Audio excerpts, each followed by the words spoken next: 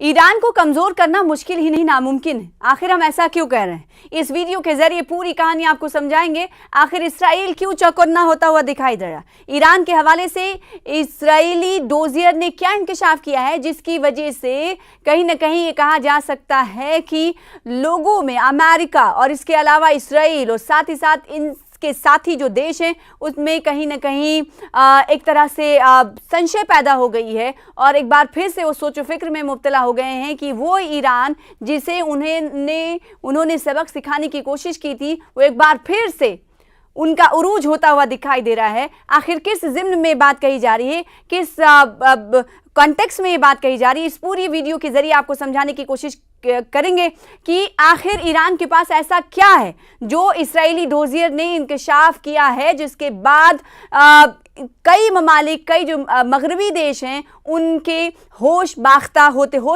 होते हुए दिखाई दे रहे हैं। जी हाँ, इसराइल की खुफिया एजेंसी ने साइंसदानों का डोजियर तैयार करने के बाद इन्हें मारने के ऑपरेशन की शुरुआत कर दी है। अब ऐसा हुआ क्यों? हुआ ये कि इसराइल ने एक डोजियर दिया है। एक डोजियर में इंकशाफ हुआ है कि ईरान के पास 85 से ज़्यादा न्यूक्लियाई साइंसदान मौजूद हैं। न्यूक्लियर साइंसदान मौजूद है, इसका मतलब आप अंदाज़ा लगा सकते हैं वो न्यूक्लियर साइंसदान जो पिछले दिनों हमने देखा था कि उन्हें मारा गया था। पूरे ईरान में हमने देखा था कि गम और गुस्से का इजहार किया जा रहा था और इस ऑपरेशन हैमर में उनकी मौत हुई थी। और वो न्यूक्लियर साइंसदान जो यूरेनियम की अफजूदगी में और जो अलग अलग सैन्य ठिकाने हैं ईरान के, उन्हें खड़ा करने में इन्होंने कलीदी किरदार निभाया है। तो इनकी तादाद कम नहीं हो रही है। यानी ईरान ये कह रहा है, ये दिखा रहा है कि कई को अगर आप 6 को मारोगे तो हमारे 16 साइंसदान और तैयार रहेंगे। ये इससे अंदाजा लगाया जा सकता है। और ये डोजियर कौन दे रहा है? इसराइल ने एक डोजियर में पर्दाफाश किया, इंकशाफ किया है कि ईरान के पास अभी मौजूद है 85 से ज़्यादा न्यूक्लियाई साइंसदान जो कि कहीं ना कहीं ख़तरे की घंटी के तौर पर मगरबी ममालिक इसे देख रहे हैं। और ना सिर्फ ख़तरे की घंटी की तरह देख रहे हैं बल्कि इस हवाले से उन्होंने कदम भी उठाने शुरू कर दिए। इसराइल की खुफिया एजेंसी ने साइंसदानों का डोजियर तैयार करने के बाद उन्हें मारने के ऑपरेशन की भी शुरुआत कर दी है। बेशतर साइंसदानों को या तो घर में या सड़क पर मारने का मंसूबा बनाया गया है। ईरान के लिए 2025 कई मामलों में परेशान करने वाला साल रहा है, जैसे कि आपको मालूम है। एक तरफ जहां रवां साल उनकी 3 प्रॉक्सी तंजीमें हमास, हिजबुल्लाह और होसी बुरी तरह कमज़ोर हुए, वहीं दूसरी तरफ उनके 14 न्यूक्लियाई साइंसदान मुख्तलिफ मौके पर हमलों में मारे गए। ईरान की ये सभी 14 साइंसदानों को खुफिया एजेंसी मोसाद ने ऑपरेशन नारनिया के तहत मारा था और ऑपरेशन हैमर भी चला था जो 3 से 4 ठिकानों को तबाह करने की बात अमेरिका की तरफ से कही गई थी। लेकिन ईरान ने इस पर कहा था कि भले ही कोशिश की गई उन्हें मिटाने की, लेकिन कामयाबी ज़्यादा तक नहीं मिली है। हमारा यूरेनियम अफजूदगी का जो काम है वो थोड़ा पीछे चला गया, लेकिन उसे ख़त्म नहीं किया जा सका है। ये कहीं ना कहीं ईरान के लिए बहुत बड़ी बात थी। ईरान के आला रहनुमा अली खामनेई ने भी ये बात कही थी। अब आपको बताएं कि 14 साइंसदानों को खुफिया एजेंसी मोसाद ने ऑपरेशन नारनिया के तहत मारा था उस वक्त। हालांकि अब भी ईरान के पास 85 से ज़्यादा न्यूक्लियर साइंसदान जिंदा हैं जो अमेरिका और इसराइल के लिए फिक्रंगेज़ हैं। जैसे कि हमने आपसे कुछ देर पहले कहा था, फिक्रंगेज़ यूँ क्योंकि होश बाख्ता हो रहे हैं कि एक तरफ जहां इन मगरबी ममालिक की कोशिश ये हो रही है कि इन न्यूक्लियर साइंसदानों को ख़त्म किया जाए, इन्हें आगे बढ़ने नहीं दिया जाए, इन्हें मार दिया जाए, और दूसरी तरफ इनकी फहरिस्त में इजाफा होता हुआ दिखाई दे रहा है। इस बात का इंकशाफ खुद इसराइल के एक डोजियर किससे कहते हैं ये भी आपको बता दें। डोजियर दरअसल एक दस्तावेज़ात होता है, उसका मजमुआ होता है, उसे डोजियर कहा जाता है। वॉशिंगटन पोस्ट की एक रिपोर्ट के मुताबिक दिसंबर 2024 के दौरान शाम में बशर अल असद का तख्ता पलट हुआ। इसके बाद मोसाद को ईरान में ऑपरेशन चलाने के लिए फ़ाल किया गया। मोसाद ने ईरान के 100 न्यूक्लियाई साइंसदानों का डोजियर तैयार किया और इन साइंसदानों को मारने के लिए मकामी सतह पर लोगों की तैनाती भी हुई। इसराइल की खुफिया एजेंसी ने साइंसदानों का डोजियर तैयार करने के बाद ऑपरेशन की शुरुआत की। बेशतर साइंसदानों को या तो घर में या रास्ते पर मारने का मंसूबा बनाया गया है। हर साइंसदान को मारने के लिए अलग अलग लोग मुकर्रर किए गए। बेशतर लोग ईरान के ही रहने वाले थे। मोसाद ने ईरान के न्यूक्लियाई साइंसदानों को मारने के लिए स्नाइपर बंदूक, ड्रोन और बम का इस्तेमाल किया। रिपोर्ट में बताया गया है कि पहले इन साइंसदानों को मारने की कोशिश की गई जो लिस्ट में टॉप पर थे। उन साइंसदानों को मारने की कोशिश की गई जो लिस्ट में टॉप पर थे।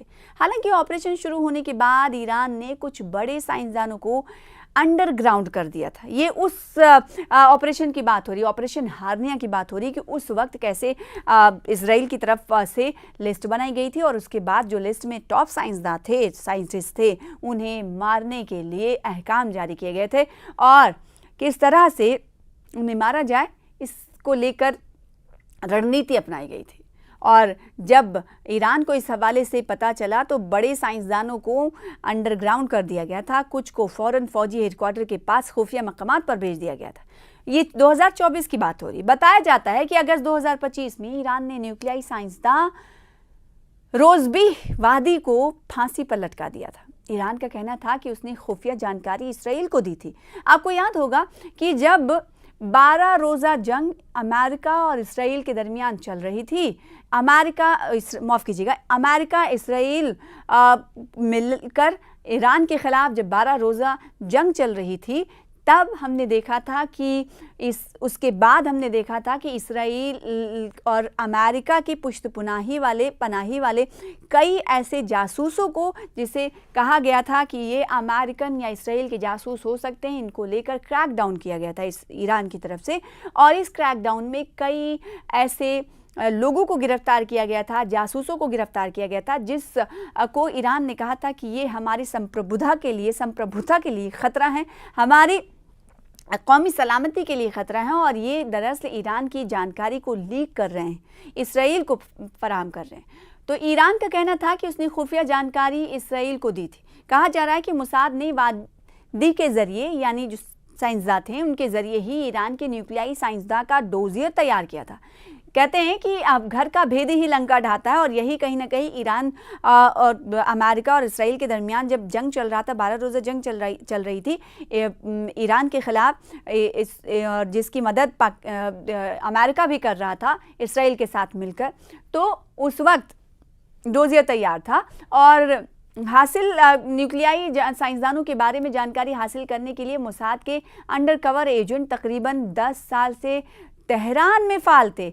और देखिए ये जानकारियां सब मिल रही हैं एक डोजियर के ज़रिए। इसराइल ने डोजियर तैयार किया है और जिसके ज़रिए पर्दाफाश हो रहा है, और जो ईरान कह रहा था तो कहीं ना कहीं वो बात सच होती हुई साबित हो रही है। जो ईरान कह रहा था कि इसराइल ने यहाँ पर अपने जासूस को भेज रखा है, अंडरकवर जासूस हैं, एजेंट हैं, जिन्हें हम गिरफ्तार करें, जिसे फांसी दी गई थी। और ये अमल ईरान की तरफ से उस वक्त अपनाया गया था जब 12 रोज़ा जंग चली थी। और 12 रोज़ा जंग के बाद उसने अंदरून मुल्क ये क्रैकडाउन चलाया था कि जो लोग उन लोगों की पहचान की जाए जो इसराइल को खबर लीक कर रहे हैं। आखिर ये कैसे मुमकिन हो जाता है? तभी कहते हैं घर का भेदी लंका ढाता है। बेशतर अंडरकवर एजेंट ट्रक ड्राइवर बनकर तेहरान में सरगर्म थे। स्वीडन और दीगर छोटे ममालिक के सयाहों के सहारे भी इसराइल ने ईरान के बारे में जानकारी इकट्ठा की। इसी बुनियाद पर ऑपरेशन नारायणा का मंसूबा तैयार किया गया। इसराइल ने इसके लिए अमेरिकी खुफिया एजेंसी CIA की भी मदद ली।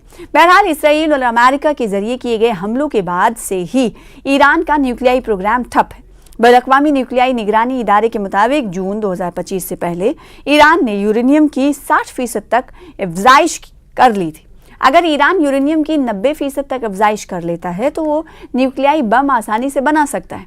दूसरी तरफ ईरान के वज़ीर ख़ारजा अब्बास अराग़ची के मुताबिक जिन मकामात पर हमला किया गया है, पहले उसकी सफाई होनी, उसके बाद ही आगे का फैसला लिया जाएगा।